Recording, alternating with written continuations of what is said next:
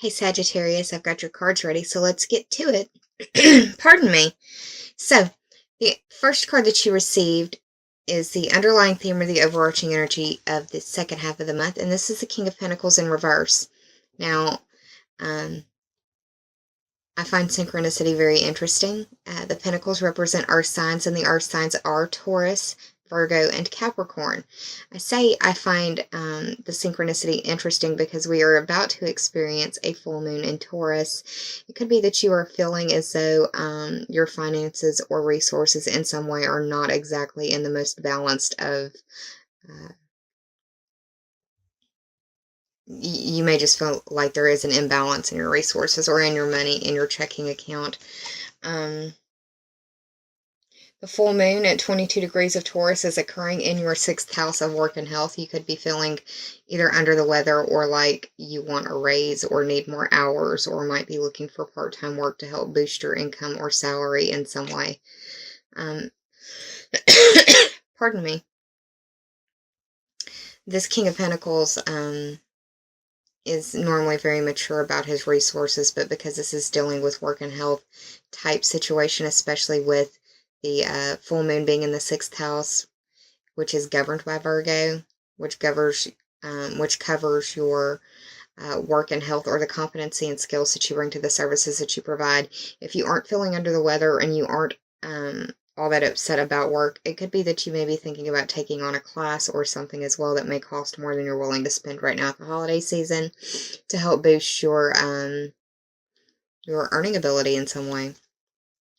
Like I said, underlying theme, overarching energy, however you choose to see it. It could be how you're approaching the second half of the month with the King of Pentacles in reverse. That could be how you're feeling, or someone close to you. Virgo, Taurus, or Capricorn is who represents the Pentacles.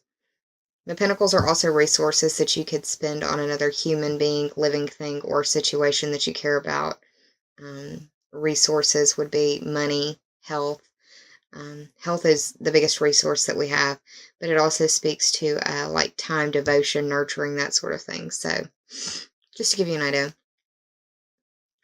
The Empress is what represents the present for you, and she's in the upright, so that's a good sign. I really feel like this is indicative of the time period of the full moon because of now the Pentacle and the glyph that represents Taurus, also Libra, but this Venus symbol right here. So yeah, I think this speaks to around the full moon energy, which is right around the time that this is being filmed because my other videos wanted to not be very cooperative with me in the upload process, so reshooting. This is the third card of the major arcana. The 3 for me represents the 3rd astrological house, which is ruled by the zodiac sign of Gemini, and it speaks to your communication, your short distance journeys, and your siblings, cousins, or neighbors. Communications can be your commute to work, how you get from point A to point B, but it can also be the communication devices that you use to get your message out into the world or to communicate with others. It could also be how you are being interpreted or how others interpret you. The fact that it's in the upright means that you're being gracious in most things. I would like to say that you are being gracious in your communications because of this card being in the present right here. We do have Venus moving into your 2nd house. That just occurred yesterday. So, could be getting some information about money in some way. And the fact that it's in the upright is, I would believe, good news more often than not for y'all, because this is a general reading. The Empress card by itself is representative of the planet Venus. The planet Venus just moved into Capricorn, and that's your 2nd house. Venus as a planet represents love, harmony, and beauty, also resources and money. The Empress card speaks to abundance and being able to produce things, or you may be feeling artsy craftsy as well. The second card that I pulled for you is another major arcana card, and it is in the upright as well. This represents the past. This is a Hierophant.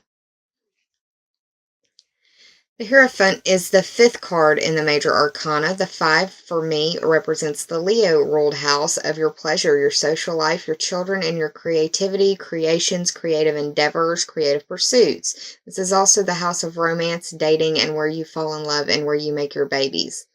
Now, this card in itself, the Hierophant card, is representative of okay, y'all, this is definitely speaking about the full moon. The Hierophant's representative of the zodiac sign Taurus, which is known for being determined and even bullheaded, like a bull in a china shop, those kind of things, walking like a bull, heavy-footed. This card can represent dealing with authority figures, and it can also be like the searching for knowledge in some way. The fact that it's in the past could be that you are having a look at your values from possible childhood and are seeing that they aren't lining up with where you are now, or seeing that there's been a deviation, or not in a bad way deviation like deviant, but just an off course, a different path taken, and that's fine. And I say that because of the 3rd card that I pulled for you, and it is another major arcana card. Of the 6 cards that I pulled for you, the first 3 in the spread, actual first 3, not including the underlying theme, were major arcana, so it could feel like you are unbalanced. It could also feel like some things are just out of your control. But yeah, the 3rd card that I pulled for you, which represents the obstacle, is the Chariot.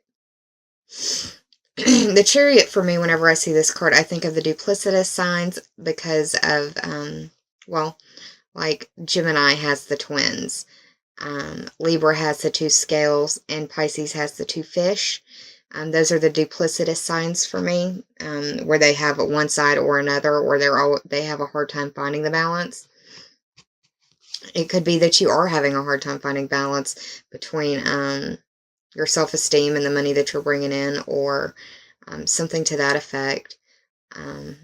Because aside from these major arcana cards, it's all pentacles on the other side, and we'll get to those in just a second.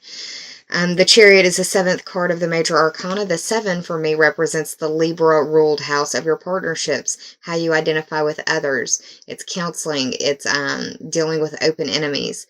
So yeah, it could be dealing with a Libra as well. And isn't it funny that Taurus and Libra are both ruled by Venus, so you could really be dealing with somebody who has some strong Taurian or Libran energy, because this is the Taurus full moon, but you're getting a lot of Libra play out as well in these cards for me.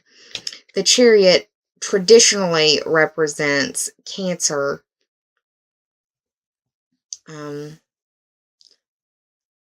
I can't really tell you why it's traditionally, it's just the way that I learned it, was that it was representative of Cancer. I think it's because of these little shoulder pads that look like crescent moons right here. When I think of the Chariot, I think of a mode of transportation, and that makes me think of the 3rd house, and also Gemini, the duplicitous again. So it could be dealing with communication in partnerships. It could be dealing with traveling, or partners traveling, something to that effect. You could be traveling, or you could be thinking about traveling for money or traveling for work, looking at your money that way, if it's worth it or not. But this card in itself is about like achievement through self-mastery, and making the right decision, choosing the right path. The fact that it's in the upright makes me feel like it is the right path, whatever it is that you choose. And it's difficult because with it being, with this being in the obstacle position, it could be that you're dealing with someone who is being difficult, that's in the Libra variety, or Gemini, like I said. Could be Cancer because of how this is traditionally seen as well.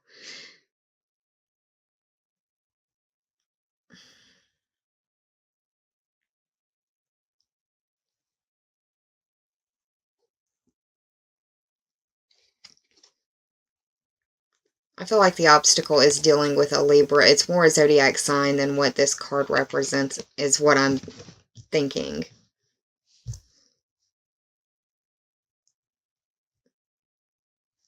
Now, the 4th card that I pulled for you is the Five of Pentacles upright, and this is like a poverty card. This is not having enough money. This is or you've spent it all, or you were planning on there being money and it's not come in yet. Another way that I read this card is also a card of how do I want to put this? It's a card of inequality, but it's also a card of seeing your, how do I put this? These two individuals are going through the same thing. They're both out in the cold. She is walking on 2 feet and is looking down. He is got a broke foot or something on crutches and looking up. They're going through the same thing, but their perspective is different. That's what I was trying to say. It's a card of different perspectives and a card of different experiences. You can be going through the same thing, but your memory of it will be different than somebody who experienced it right next to you. We're all human beings. We see things and perceive things. We remember things differently. Once again, these pentacles represent the earth signs. The earth signs are Taurus, Virgo, and Capricorn. Venus just moved into Capricorn. You could be once again getting money or getting messages about money. It could be that you are looking for some help in the money area, because this is the help situation.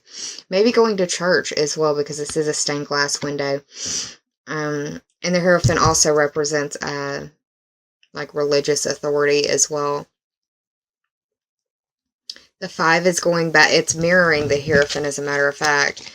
The 5, you've got 2 5s here, and that's the Leo ruled house of your social life and your pleasures, your children. You may be meeting somebody at church, possibly. Or you may be looking at your values through church, or get something through the church or spiritual community, not just a church. You know, I mean, some people would consider this their church. It all really depends on how you view things. I don't consider myself a preacher or a pastor, but, you know, we each have our own paths, and I'm just going to leave it at that. As Sagittarians, I think you can understand where I'm going at with that. But yeah, just watch your perspective and understand that it's going to be yours and yours alone, and that other people are going to have a different experience than you, even though they were right there with you. The possible outcome, once again, I really feel like this is dealing with a Libra as well, because now we've got the scale showing up here. You see? And it's, once again, sorry, I had to move my little table I got this on. This was in reverse. Okay, so it's like you're feeling unbalanced in your money or resource area. It could be due to or dealing with a Libra in some way.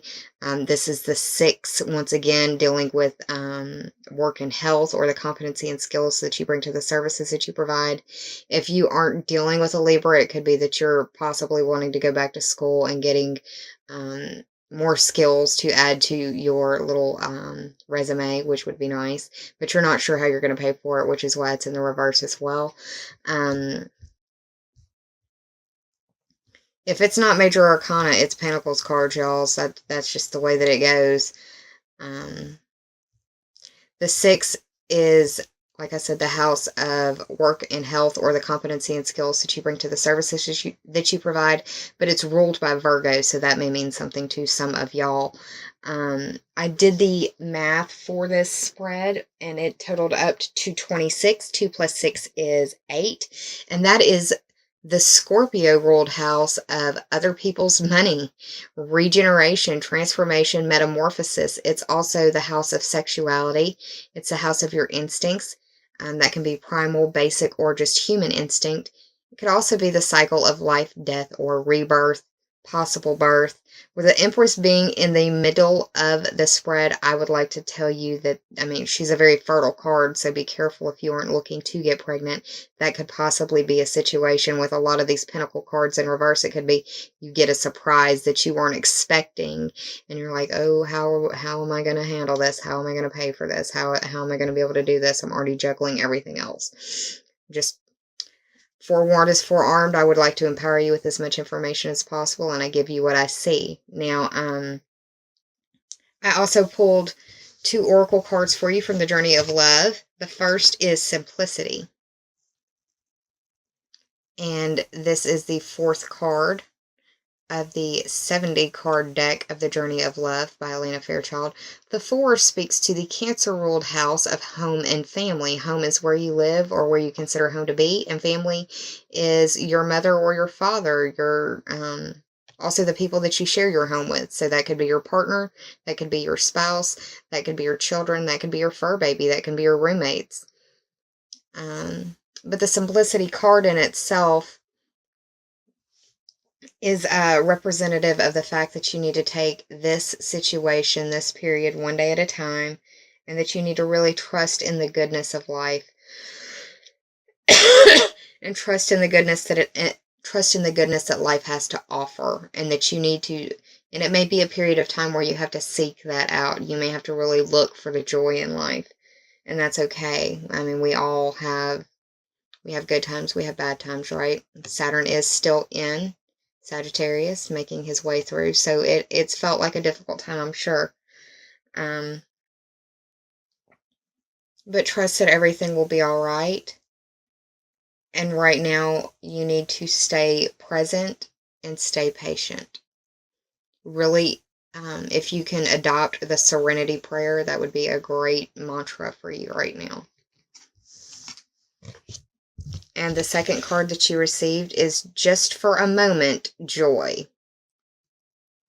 That's a pretty hopeful little card right there. It looks like she's just being... I'm a child of the 80s, and it looks like she's doing a Care Bear stare to me. If you know what that is, shout out.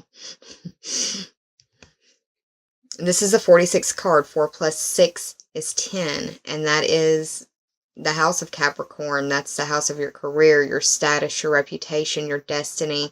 It's, I like to say William Shakespeare said, all the world is a stage, and I see the 10th house as the stage that you approach the world on and how the world knows you.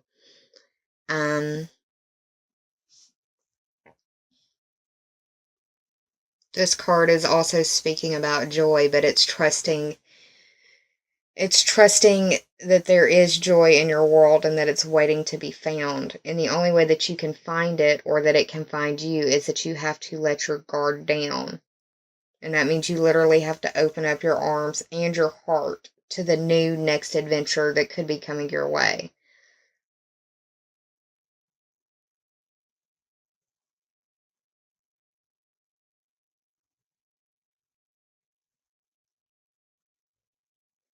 Trust in the joy of the moment at hand and seek it out if you must.